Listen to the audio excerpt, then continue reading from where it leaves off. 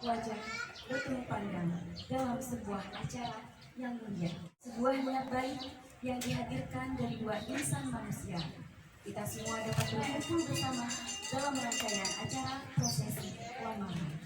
Tapi pada saat acara dimulai, itu pada saat aku sebut sama ayahnya itu, aku sontak ditegur sama ibunya gitu kan, bahwa seharusnya disebut itu bukan ayah kandungnya.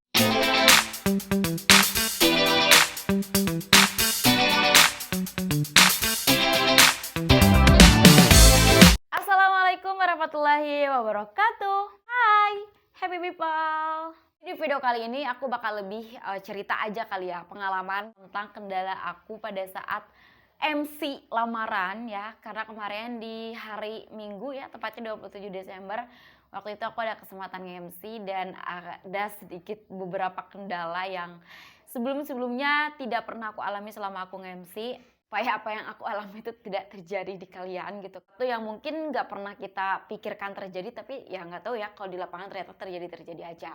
Oke, yang pertama adalah kendalanya kesalahan aku. Waktu itu aku nggak briefing sama vendor dan juga sama yang punya hajat, yang punya acara. Ya kalau briefing sih sebenarnya, cuman nggak langsung, tapi kita by WA gitu. Aku minta data. Waktu itu juga memang aku nggak sempat briefing juga sih sama yang punya hajat, sama yang punya vendor, karena yang pada waktu itu vendornya juga ada kesibukan, telat gitu. Jadi memang kita pada waktu itu nggak ada kesempatan gitu, termasuk akunya juga mungkin karena memang nggak kenal ya, karena sebelumnya aku kan nge-MC lamaran itu memang kenal ya teman aku sendiri, jadi memang ya aku nggak kagok gitu, udah tahu keluarganya, kenal juga sama yang punya acara. Cuman kemarin itu memang istilahnya itu aku nggak kenal sama sekali yang punya acara gitu, jadi emang aku hanya dipercayai oleh teman aku untuk MC-in acara dia gitu, karena kebetulan dia itu adalah vendor yang mengatasi itu semua gitu. Salahnya udah mah aku sama sekali nggak kenal gitu kan, aku nggak brief gitu, dan aku tuh malah berspekulasi bahwa oh ya udahlah ya, mungkin kalau MC lamaran ya nggak akan jauh kayak gitu-gitu aja gitu, nggak terlalu jauh beda lah gitu kan. Tapi ternyata enggak, beda orang, beda keinginan. Terus yang kedua adalah kendalanya pada saat itu sih sebenarnya kesalahannya dari penyebutan nama ayah anaknya gitu kan, ayah dari calon mempelai wanitanya. Waktu itu kan sebelum acara itu aku minta data ke si calon pengantin, mempelai wanita gitu kan, minta data keluarga, terus ya dia kasih, ya udah aku sebutin kan nama-nama ayah kandung, ibu kandung, semua aku sebutin sesuai data yang dia kasih.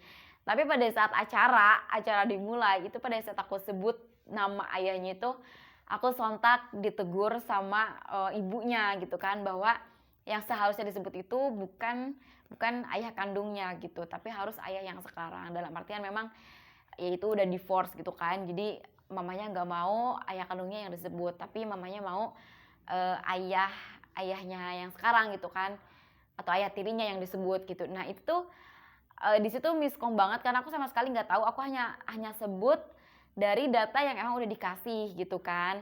Ya tapi sebenarnya salah aku juga sih, nggak cross check lagi. Seharusnya memang pada saat itu tuh aku cross check dulu gitu kan, apa benar ini datanya mau yang disebut ini siapa, terus siapa yang mau disebut ini gitu, mencocokkan lah istilahnya, meskipun memang data yang udah aku dapat tuh udah punya gitu. Ya itu tadi ya, kesalahan aku di situ tuh adalah aku berspekulasi. Jadi buat kalian happy people, meskipun kalian yang udah persiapan 100%, terus data keluarga juga kalian udah punya, bahkan mungkin data yang kalian dapat itu dari calon mempelai, atau misalnya dari ibu hajat atau bapak hajat, sangat penting banget pada saat hari H kalian cross check kembali sama mereka gitu. Karena kenapa? Jangan sampai kayak aku kemarin gitu kan. Aku tuh meskipun memang datanya dari anaknya, dari ceweknya gitu kan, ya tapi ternyata mereka jadi miskom antara anak dan ibu. Jangan sampai itu terjadi pada saat hari H, pada saat acara berlangsung.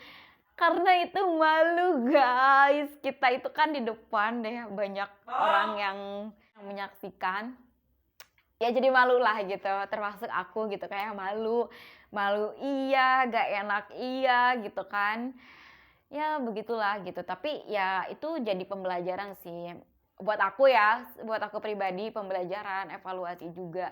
Karena memang pada saat itu tuh salahnya aku nggak konfirmasi ulang gitu. Nah, kenapa aku nggak konfirmasi ulang dan aku malah berspekulasi, oh ya udahlah ya kalau lamaran gitu-gitu aja sama aja kayaknya. Nah, itu tuh karena aku nggak enak gitu, nggak enak karena memang aku nggak kenal segala macam gitu kan. Dan pada saat itu juga si teman akunya tuh juga belum datang, dia masih di jalan, entah kenapa lah gitu kan. Jadi aku kayak canggung gitu di rumahnya karena memang nggak kenal. Tapi ya memang sih sebenarnya kalau dipikir-pikir aku harusnya jangan nggak enakan gitu kan, karena ini adalah acara yang mandu itu adalah gue. Jadi kalau misalnya ada kesalahan ya tetap aja yang akan disorot tuh gue juga gitu. Dan itu jadi pembelajaran banget sih buat aku supaya kedepannya aku benar-benar cross check, aku benar-benar konfirmasi dan nggak berspekulasi lagi gitu. Nah, terus selain itu, tadi yang kedua ya, yang ketiga itu adalah perempuan yang dihadirkan di singgasana ya.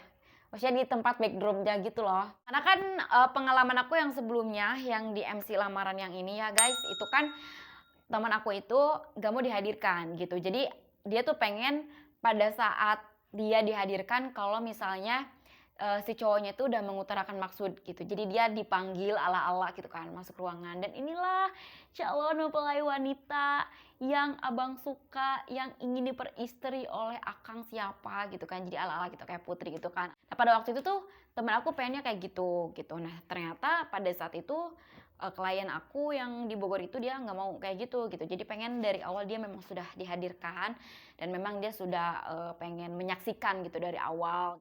Ya pentingnya briefing, pentingnya konfirmasi itu seperti itu gitu. Karena nanti daripada salah ya kayak aku gitu. Kemarin tuh aku nggak enak iya, malu iya gitu kan. Tapi ya is oke lah ya, itu sebagai pengalaman dan juga pembelajaran supaya kedepannya tidak terulang lagi. Tapi overall alhamdulillah cukup lancar, sesuai ekspektasi gitu kan. Selebihnya dari awal acara sampai akhir acara. Enaknya sih kalau MC lamaran gitu ya.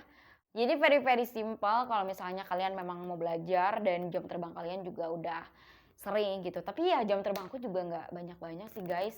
Nge-MC lamaran aja aku baru 2 kali ya, kemarin tuh yang kedua kali. Jadi memang sama-sama aku masih belajar. Jadi kalau misalnya kalian masih belajar pun ya udah kita sama guys. Semangat pokoknya ya, jangan sampai kalian kayak aku. Kalian harus wajib konfirmasi sebelum acara dimulai. Oke, people, jadi itu tadi ya kendala-kendala aku pada saat aku memandu acara lamaran atau nge-MC lamaran. Dan semoga apa yang aku sharingkan ini bisa bermanfaat buat kalian. Apalagi kalian yang sedang belajar public speaking, belajar nge-MC, belajar jadi moderator atau apapun itu. Semoga bermanfaat. Semoga bisa menjadi insight buat teman-teman yang sedang belajar public speaking. Oke, happy people, jadi itu tadi video Niki kali ini. Dan bagi kalian happy people yang belum menonton video-video Niki yang sebelumnya, kalian bisa langsung klik di kiri dan di kanan ini, langsung diklik aja. Dan sampai jumpa di video Niki yang selanjutnya. Stay healthy and be happy. Assalamualaikum warahmatullahi wabarakatuh. Bertemu bertatap wajah, bertemu pandang dalam sebuah acara yang mulia. Sebuah niat baik yang dihadirkan dari 2 insan manusia. Kita semua dapat berkumpul bersama dalam rangkaian acara prosesi lamaran.